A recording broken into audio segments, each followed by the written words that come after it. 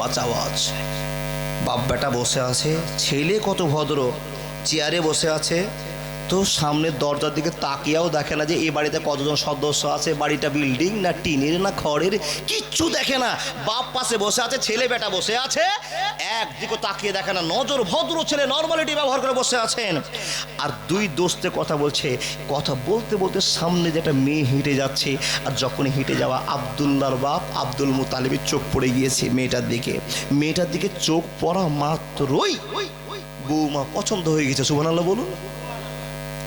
দোষকে বলছে, হাজি দোষ, এটা আপনার নাম কি? আবুল কালাম দাদা, নামটা শিখে নিলাম। প্রত্যেক দিন আমার দাদা আমাকে ফোনে কন্ট্যাক্ট করেছে, ইনার সাথে আমার যোগাযোগ আজকে আসার জন্য। প্রত্যেক দিন ফোন করেছে, আবুল কালাম দাদা বসে আছেন। দোষ, এটা কে গো? যখনই বলা, এক দোষ আর এক দোষকে বলছে, বন্ধু আমি তোমাকে ওই যুদ্ধে গল্প করিনি, আমি তোমাকে খবর দিইনি, আমি তোমাকে চিঠিতে জানাইনি, আমার একটা ছোট বেটি হয়েছে যার নাম আমিনা। সুবহানাল্লাহ বলুন। বন্ধুরে আমার, তোমাকে তো খবর দিয়েছিলাম আমার একটা 17 বছরের 14 বছরের 12 বছরের বেটি আছে। তোমাকে খবর দিয়েছিলাম অনেক দিন পর তুমি আমার বাড়িতে বেড়াতে এসেছো, তুমি জানো না এটাই আমার বেটি আমেনা, এটাই আমার ছোট বেটি আমেনা। যখনই কথা বলা আমেনা, দোস্তকে বলছে, বন্ধুরে তুমি যদি চাও আমার বাম দিকে তোমার জামাই বসে আছে, দেখে নাও, যদি পছন্দ হয় তোমার আমার সম্মতিক্রমে বিয়ে হয়ে যাবে, অসুবিধা হবে না, হবে না, হবে না। ইয়া আইয়ুহান নাসু তাকু রাব্বাকুমুল লাযী খালাকাকুম মিন নাফসিন ওয়াহিদা ওয়া খালাকা মিনহা যাওজাহা ওয়া বাসসা মিনহুমা রিজালান কাসীরান ওয়া নিসাআ ওয়াত্তাকুল্লাহাল্লাযী তাসআলুনা বিহি ওয়াল আরহাম ইন্নাল্লাহা কানা আলাইকুম রাকীবা। ইয়া আইয়ুহাল্লাযীনা আমানুত্তাকুল্লাহা হাক্কা তুকাতিহি ওয়া লা তামুতুন্না ইল্লা ওয়া আনতুম মুসলিমুন। বন্ধুরা আমার, বিয়ে পড়ানোর আগে কিছু কর্ম আছে। বৌমা পছন্দ হয়ে গেল, দোস্তকে বলছে, দোস্ত গো বাম দিকে ছেলে বসে আছে, দেখো তো আমিনার সঙ্গে জুড়ি হবে কিনা, মিলবে কিনা। দোস্তে দোস্তে কথা চলছে, আর খ্যাপা বেটা আব্দুল্লাহ বসে নিচের দিকে মুখ করে বসে আছে। বহুটার দিকে তাকালে কিন্তু দেখা যায় এটা আমার মালকিন হবে, কিন্তু তাকাই না। নরম ব্যবহারের মানুষ, নম্র ছেলে, ভদ্র ছেলে, আপনার মতো চোর ছেলে জন্ম দেয়নি। হে মুসলমান, শ্বশুরকে বলছেন, শ্বশুর দেখে নাও একবার তোমার ছেলে জামাইকে। দেখে নেওয়ার পর সুজনে কথা বলতে আরম্ভ করলো, ভাই রে, ছেলেদের প্রস্তাব মেয়ের কাছে যায় আর মেয়েদের প্রস্তাব ছেলেদের কাছে যায়। ফানকে হুমা তবালাকুম মিনান নিসা, যুবক যদি ছেলে হয়ে যায় বিয়ে লাগার ব্যবস্থা করতে হবে। আমার ছেলে যুবক হয়ে গিয়েছে, ও বন্ধু তুমি বলে দাও তোমার বেটি আমিনার সঙ্গে আমার বেটার বিয়ে দিবা কি দিবা না? বেটির বাপ তখন এক বাক্যে বলছে, হাজি বিহাই কোন কথা বলছো? ও দোষ, কোন কথা তুমি বলছো?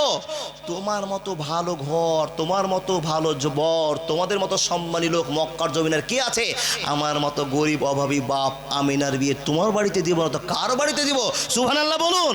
খবরের মালিক আল্লাহ। আল্লাহ একটা কথা নিয়ে আজ শুরু করেছে ওয়াজ, লাকাদ কানা লাকুম ফি রাসূলিল্লাহি উসওয়াতুন হাসানা। একটা আয়াত 3 ঘন্টার ওয়াজ। প্রস্তাব চালু, বিয়ে রাজি, বিয়াই রাজি, দু বিয়ে কথাবার্তা। ডিমান্ড হবে গো, ডিমান্ড হবে। আপনার বেটার বিয়ে দিলে আগে তো ডিমান্ড হবে, তারপর ডেট ঠিক হবে। দুই বিয়ে মেলে কথা। বেটিও সাবালিকা হয়েছে, বেটাও সাবালক হয়ে গিয়েছে। বরের আর দরকার হবে না, কোনের দরকার হবে না, বরযাত্রী দরকার নেই। এখনই এ মজলিসে বিয়ে করাবো। তুমি যদি রাজি থাকো দুনিয়ার কারো আর প্রয়োজন হবে না। বেটির বাপ যদি রাজি হয় কারো প্রয়োজন হবে? হবে না। তো আপনার বেটি যা পালিয়ে গিয়ে এখনো বোম্বাইতে 3 বছর থেকে আছে, বিয়ে যে দেননি, আছেন আপনাদের এলাকায়? সুবহানাল্লাহ, সুবহানাল্লাহ বলবেন না নাউজুবিল্লাহ বলবেন? নাউজুবিল্লাহ বলুন। এখনো বাপ মানেনি। 3 ছেলের মা, শরিয়াতি ফতোয়া, যতটি বাচ্চা হোক, 100টা যদি বাচ্চা হয় সবই জারজ। কি বললেন? সবই জারজ। আপনার মেয়ে আপনাকে মানেনি। বন্ধু আমার শরিয়াত শুরু হয়ে গেল, কথাবার্তা আরম্ভ করলো। যত কথা বলবো ফজর চলে যাবে, টাইম মোতাবেক কথা হবে। মানুষের দল আমিনার সঙ্গে পরামর্শ হলো, বেটি রে তোমাকে মক্কায় বিয়ে দিচ্ছি। কত দূর, কত কিলোমিটার, কত দূর, কত কিলোমিটার। এখান থেকে আপনার কলকাতা থেকে কিছু কম বেশি হতে পারে, এত দূরের রাস্তা আছে। বেটি আমিনা, তুমি আমার কলিজার টুকরো, এমন একটা লোকের সঙ্গে তোমাকে পাঠিয়ে দিচ্ছে, এমন ছেলের সঙ্গে তোমাকে পাঠিয়ে দিচ্ছে, যেই ছেলের চেহারা দেখে বুঝে নিতে পেরেছে আমার জামাইয়ের ভিতরে অরিজিনাল জামাই। কিন্তু মুসলমান, এখনকার বাপ আর বেটিরা জামাই চিনতে পারে না। যার ছিঁড়ে প্যান্ট বেশি ওটা ভালো, 1 নম্বর জামাই। কি বুঝলেন? যার কুকুর খাওয়া প্যান্ট ওই জামাই সবচেয়ে ভালো। আর যদি পাঞ্জাবি পায়জামা পরা হয়, দাড়িওয়ালা হয়, ওটা চলবে না, ওটা খ্যাপা। আর আপনারও সেই বউটা ভালো যেই প্লাজো কিনতে পারে। আপনাদের প্লাজো চলছে নাকি? এই যে এরকম মোটা পায়জামা, 3 বাব্বাটার পাটা লুঙ্গি হবে বাবা, ওই একটা পায়জামা কাটলে। পায়জামা দেখেননি? ওটাই বলে আপনার বেটির ব্যাটার পছন্দ হয়ে গেছে। 17 বার অন্য ছেলের সঙ্গে ভালোবাসা প্রেম জলে ফেসে গেছে, তারপরও আপনি ওকেই বৌমা বানাচ্ছেন। তার কারণ তার বাপের অর্থ আছে। কি বললাম, ঠিক বললাম না বাবা? বন্ধুরে আমার, ছেলে পছন্দ, মেয়ে পছন্দ, বিয়ে শুরু হয়ে গেল।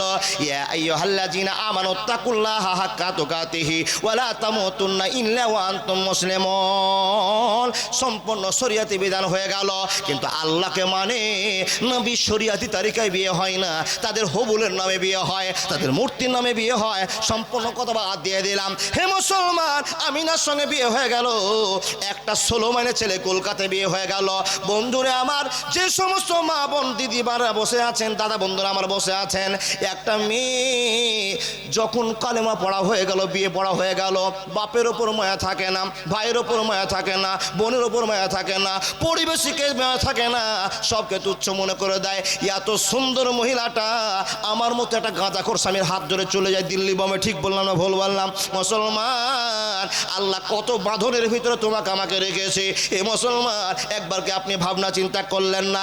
এত সুন্দর মেয়েটা কলকাতা থেকে তোমার হাত ধরে চলে এসছে 16 মাইলের মাটিতে, আর তুমি মদ খেয়ে এসে ওই মেয়েটাকে পিটিয়ে পিটিয়ে মারো। যেদিন তুমি বিয়ে করে নাও, বাপের মায়া করেনি, মার মায়া করেনি, দাদার মায়া করেনি, ভাইয়ের মায়া করেনি, তোমাকে এক নায়ক বলে মনে করে নিয়েছে, তোমার প্রেমে পাগল হয়ে গিয়েছে, আর সবকে তুচ্ছ মনে করে তোমার মতো চামারের সঙ্গে চলে এসেছি। তুমি এমন চামারের চামার, তুমি মেয়েটাকে ধুলাই করে মার দাও, মেয়েটাকে নোংরামি ভাষায় কথা বলো।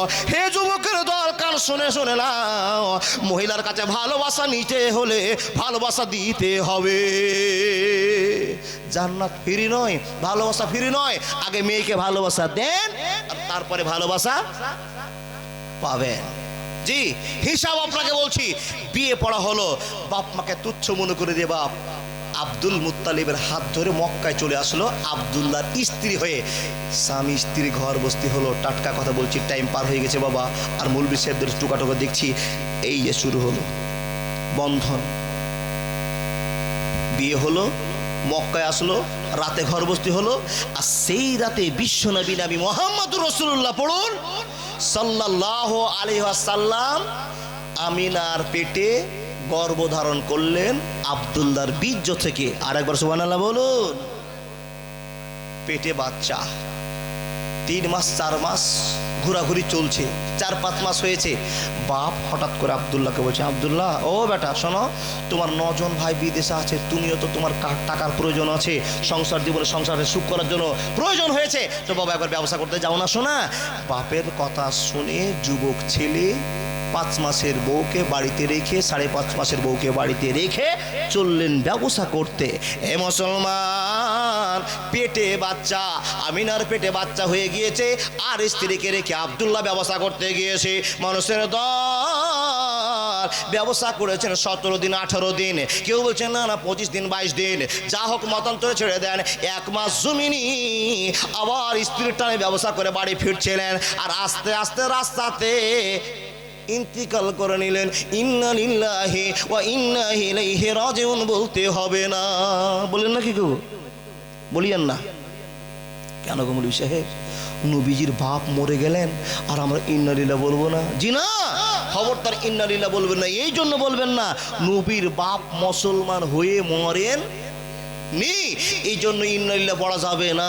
এবার এখন প্রশ্ন করবেন, মুলবি সাহেব নবীজির আব্বাকে জান্নাতে যাবে না? নেভার, কখনোই না, জান্নাতে যাবেন না। মা জান্নাতে যাবে না, দাদু জান্নাতে যাবে না, চাচা জান্নাতে যাবে না। কেন যাবে না? আশহাদু আল্লা ইলাহা ইল্লাল্লাহু ওয়া আশহাদু আন্না মুহাম্মাদান আবদুহু ওয়া রাসূলুহু, এই কালেমা পড়েনি, যার জন্য নবীর বাপ জান্নাতে যাবে না, নবীজির মা জান্নাতে যাবে না। আল্লাহ বলছেন, বান্দা ইন্নাকা লা তাহদি মান আহবাবতা ওয়ালাকিন্নাল্লাহা ইয়াহদি মান ইয়াশা ওয়া হুয়া আলামু বিল মুহতাদিন। কবরের আযাব কত কঠিন সইতে আমি পারিব না, মৃত্যু যন্ত্রণা কত কঠিন সইতে আমি পারিব না। হে দয়াময় হে রহিম, চাই যে শুধু তোমার করুণা, মৃত্যু যন্ত্রণা কত কঠিন সইতে আমি পারিব না। মসজিদের খাটলা খানা, খাট আছে না মসজিদে?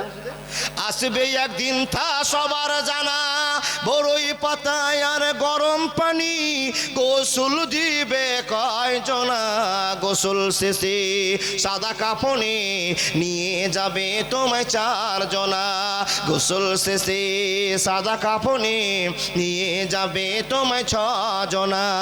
কবরের আযাব কত কঠিন সইতে আমি পারিব না। হে দয়াময় হে রহিম, চাই যে শুধু তোমার করুণা, মৃত্যু যন্ত্রণা কত কঠিন সইতে আমি পারিব না। একবার জোরে বলুন না সুবহানাল্লাহ। নবীকে দয়া করে আমাদের কাছে পাঠিয়েছেন এ বাপ, আর এই নবী আমাদের জন্য দোয়া করবেন। এখন নবীর বাপ রাস্তায় মরলো, আর কি করে ঘটনা ঘটলো, আর নবী কত দিন পর হচ্ছেন, আর তারপরে মা আবার ইন্তিকাল করছেন। নবীজির দুঃখ দুর্দশার কথা শুরু হচ্ছে বাবা। তার আগে আমি একটু আপনাদের বলছি, রাত বেশি হয়ে গেছে, আমি ওয়াজ না শেষ করে যাব না, কথা দিলাম।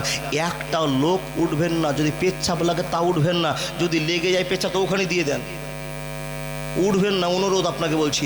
জি, কোন আল্লাহর প্রেমিক আছেন শুধু নবীর ভালোবাসার স্বার্থে আল্লাহর ঘরকে টিকে রাখার জন্য মসজিদের উন্নতি করবে জালসা, মাত্র 10 মিনিট, মা কানালিল মুশরিকিনা আইয়ামুরু মাসাজিদাল্লাহ।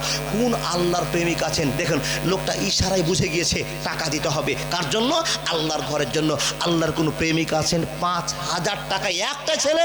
কোন ছেলে হিম্মত আছে? আল্লাহ আপনাকে দয়া করে মুসলমান বানিয়েছে, আমাকে দেন, আমি বক্তা গো। চাচা কি নাম? ইন্তাজালি। ইন্দাদুল হয়নি কেন তোমার নাম? তাহলে ভালো হতো না, আমি ইন্দাদুল, আমার চাচা ইন্দাদুল, নাকি? ইন্তাজালি হয়ে গেছে। চাচা 500 টাকা দিয়েছে, আলহামদুলিল্লাহ। দোয়া করব। একটা ছেলের কাছে চাইছিলাম, এই 16 মাইলের মাটিতে কোন আল্লাহর প্রেমিক আছে, আমি 5000 টাকা দেব। দেখি, আমি প্রত্যেক দিন বলে থাকি, অক্টোবরের 14 তারিখ জালসা শুরু হয়েছে, একবারে 11 তারিখ রাতে পাকুড়ে ভাত খাবো, আল্লাহ যদি খাওয়ায়।